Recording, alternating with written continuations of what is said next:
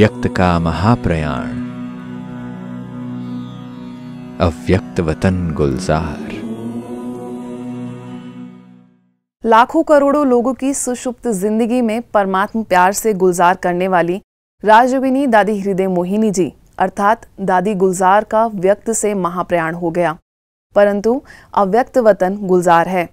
हम बात कर रहे हैं ब्रह्मा कुमारी संस्थान की पूर्व मुख्य प्रशासिका राजयोगिनी दादी हृदय मोहिनी जी की, जो 11 मार्च शिवरात्रि के दिन ही परमात्मा शिव के आंचल में समा गई। उनका व्यक्त से भले ही महाप्रयाण हो गया, लेकिन अब अव्यक्त वतन गुलजार है। इस पर देखिए हमारी विशेष पेशकश बीके पूजा के साथ। जिन नयनों से स्वयं भगवान ने इस दुनिया में अपने अवतरण का आभास कराया, दादी उन नैनों को बंद कर तीसरे नेत्र से स्वयं परमात्मा के पास निकल पड़ी। देश और दुनिया को यह महसूस हुआ कि कोई विशेष शक्ति इस दुनिया से ओझल हुई है। सभी का स्वागत है और अब बात दादी हृदय मोहिनी जी की, जिनका आज सुबह 10:30 बजे मुंबई के सैफी अस्पताल में निधन हो गया। आपके जाने से एक बहुत बड़ा स्थान रिक्त हो गया है। ऐसी महान राजयोगिनी बाल ब्रह्मचारिणी दिवंगत आत्मा को मैं हृदय से अपने श्रद्धा सुमन अर्पित करता हूं। चलिए इस वक्त सीधे आपको ले चलते हैं सिरोही, जहां पर ब्रह्मा कुमारी की मुखिया दादी हृदय मोहिनी का देवलोक गमन, दादी का अंतिम संस्कार हो रहा है। ये सीधी तस्वीरें सिरोही से। जब परमात्मा शिव ने इस सृष्टि को परिवर्तन करने का महायज्ञ रचा, तो उसमें कई किरदार आए, लेकिन इनमें 2 किरदार ऐसे हुए जिन्होंने परमात्मा शिव को इस भौतिक जगत में साकार करने में भूमिका निभाई। एक तो साकार प्रजापिता ब्रह्मा बाबा और दूसरी राजयोगिनी दादी हृदय मोहिनी। इनके जरिए ही सृष्टि पर भगवान के अवतरण का लोगों ने विश्वास किया। हम कह सकते हैं कि ये एक अद्वितीय आत्मा है। इन जैसी कोई अन्य आत्मा कोई नहीं है जिसके द्वारा जिसने अपना साकार शरीर ही भगवान को अर्पित कर दिया। अन्य ने तो अपनी लाइफ अर्पित की है और उसके द्वारा इतनी बड़ी सेवा की। जब इस सृष्टि की रचना का ताना बाना बुना जा रहा था, तब 9 वर्ष की उम्र में एक महान कन्या आई, जिसने ज्ञान की गंगा अर्थात शिव परमात्मा को अपने शरीर का आधार दिया। इसके साथ इस सृष्टि पर माया के श्राप से श्रापित हो चुके मनुष्यात्माओं को विकारों से मुक्त होने और परमात्मा के दिव्य कर्तव्यों को साकार करने में महत्वपूर्ण भूमिका निभाई। दादी गुलजार की जो सरलता थी, उनकी जो मधुरता थी, या उनके अंदर जो एक डिविनिटी थी, अलौकिक थी, वो न्यारी थी, तो लोग उनको शरीर में देखकर भी उनसे एक फरिश्ता की या आने वाले देवता की दिव्यता का साक्षात्कार करते थे। सृष्टि परिवर्तन के इस यज्ञ में जिस दिन 9 वर्ष की कन्या ने अपना पहला कदम बढ़ाया था, तब परवरदिगार को यह ज्ञात था कि यह बच्ची एक दिन परमात्मा संदेशवाहक बनकर लाखों लोगों के जीवन को ज्ञान की गंगा में डुबकी लगवाने के निमित्त बनेगी।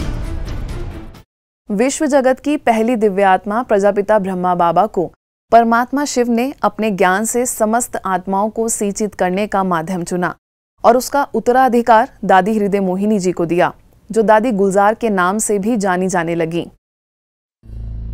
अनुभवियों ने जिस परमात्मा को हजारों सूर्यों से तेजों में बताया, उसे दादी गुलजार अपने पवित्रता की शक्ति और प्यार के बंधन में ऐसे बांधा कि जैसे कि दादी के वश हो गए हों। दादी गुलजार के नैनों को ही परमात्मा ने अपना नैन बनाया और 5000 वर्ष के बिछड़े सिकलदे बच्चों को देखा और वापस घर लौटने का रास्ता खोला। जिस रथ में बाप दादा की पधरामनी होती है, कैसा ऑफिशियल रूप होता है, और जब दादी दादी है तो दादी का रूप क्या है? बहुत एक बच्चे के समान प्योर, एकदम इनोसेंट, एकदम सरल, एकदम निर्माण, बहुत स्वीट। दादी को याद करते ही वो गुण हमारे अंदर जैसे इमर्ज हो जाते हैं। 18 जनवरी 1969 में जब ब्रह्मा बाबा ने अपने नश्वर शरीर का त्याग किया तो एक बारगी लगा कि अब तो इस ईश्वरीय मिशन का अंत हो जाएगा। परंतु स्वयं परमात्मा शिव ने दादी गुलजार के भौतिक शरीर को चुना और दिव्य संदेश के साथ ही शुरू हो गया आत्मा परमात्मा के मिलन का खेल, जिसमें नई दुनिया की इबारत लिखी जाने लगी। अपने 94 वर्ष की उम्र में दादी हृदय मोहिनी जी ने 84 वर्ष तक आत्मा परमात्मा का मिलन, राजयोग ध्यान से श्रेष्ठ जीवन के विकास की गाथा लिखती रही, जिसमें 40 से ज्यादा वर्षों तक लाखों लोगों को परमात्मा मिलन कराने का आधार बनी। परमात्मा शिव के पहले रथ प्रजापिता ब्रह्मा बाबा के देहावसान के बाद राजयोगिनी दादी हृदय मोहिनी ने परमात्मा शिव से मिले आशीर्वाद को प्रसाद की तरह पूरे विश्व जगत में बांटना प्रारंभ कर दिया।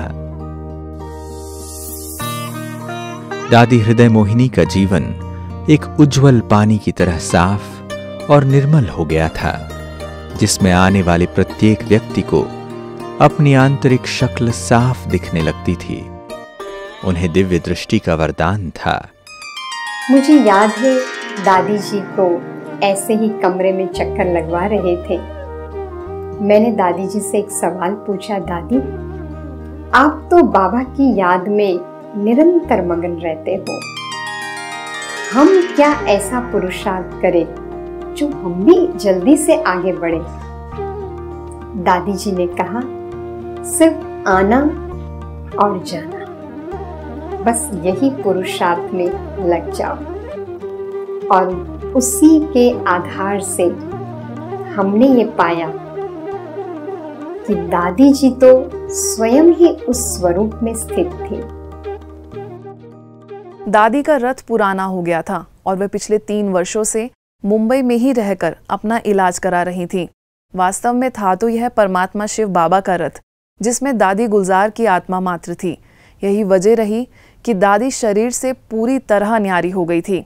अंतर्मन से हमेशा ही वह परमात्मा शिव के पास रहने लगी। इसका प्रमाण पिछले 3 वर्षों के दौरान दादी के कुछ ऐसे इशारे सुनने को मिले जिसे सिर्फ भगवान के अलावा दूसरा कोई कह ही नहीं सकता है। दादी की सहयोगी रही बीके नीलू बहन बताती हैं कि दादी अपने शरीर से उपराम हो गई थीं। उन्हें चाहे सूक्ष्म वतन हो या साकार वतन, सब कुछ एक सरीखा हो गया था।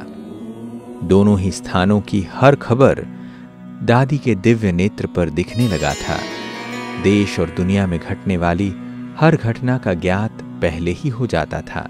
कोरोना बीमारी आने से पहले तो दादी ने हमको बोल ही दिया था कि समय ऐसा आएगा आप बाहर नहीं निकल सकते, इसलिए अपना योग का पावर बढ़ाओ। तभी हमें मालूम नहीं था ऐसी सब बीमारी आएंगी, ये होगा। तो दादी को जैसे सब दिखाई देता था कि ये सब होने वाला है, उससे पहले हम लोगों को दादी बोल देती थी। और इतनी उस पे रहती थी जैसे बीमारी थी दादी को, ऐसे नहीं बीमारी थी, किंतु ऐसे लगता था दादी अलग है और उनका शरीर अलग है। शरीर को जो ट्रीटमेंट देना था वो डॉक्टर सब दे रहे थे और दादी कुछ नहीं बोलती थी उन लोगों को। दादी कहती थी वो अपना कार्य कर रहे, मैं अपना कार्य कर रही। चाहे कोरोना काल हो या संस्थान की पूर्व मुख्य प्रशासिका राजयोगिनी दादी जानकी जी का देहावसान, सब कुछ उन्हें ज्ञात होने लगा था, जिसका जिक्र वे अक्सर नीलू बहन को किया करती थीं। दादी जानकी ने शरीर छोड़ा तो सभी मेरे को बोला था दादी को देख के आप बताना करना, ऐसे बताया था। किंतु जब दादी को मैंने बताया कि दादी दादी जानकी ने शरीर छोड़ा तो दादी कहती है कि मेरे को पता है, मैं वतन में गई थी, मैं दादी से मिल के आई हूँ, दादी बाबा के पास ही है। मैंने बाबा हर जो भी कुछ ऐसा यज्ञ में होता था पहले से ही दादी को पता होता था, हमारी बोलने से पहले ही पता, जैसे हम सुनाते जैसे दादी को सब कुछ पता है, हम बस रिपीट कर रहे हैं, ऐसा लगता था। दादी का इलाज कर रहे चिकित्सकों ने भी खुद को धन्य महसूस किया कि ऐसा मरीज उन्होंने कभी देखा ही नहीं। हॉस्पिटल में दादी थी तो वो हॉस्पिटल वाले भी ऐसी बोलते थे आके कि जैसे बहुत बड़ी पावर कुछ है, बहुत बड़ी शक्ति है। आते थे वो 15-20 मिनट के लिए, वो डॉक्टर आते थे दादी को देखने के लिए, घंटों घंटों बैठ जाते थे।